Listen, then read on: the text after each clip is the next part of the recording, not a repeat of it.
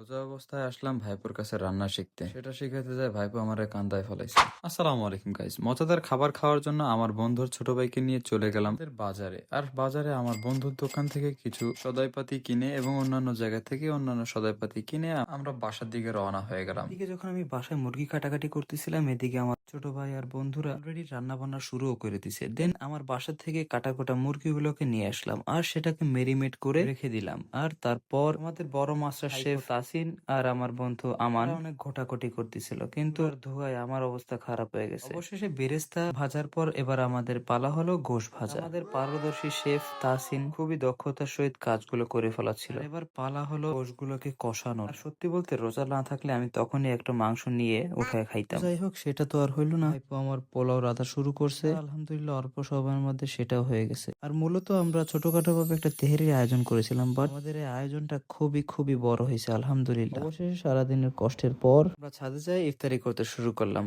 আর আজকের জন্য এ পর্যন্তই। আসসালামু আলাইকুম।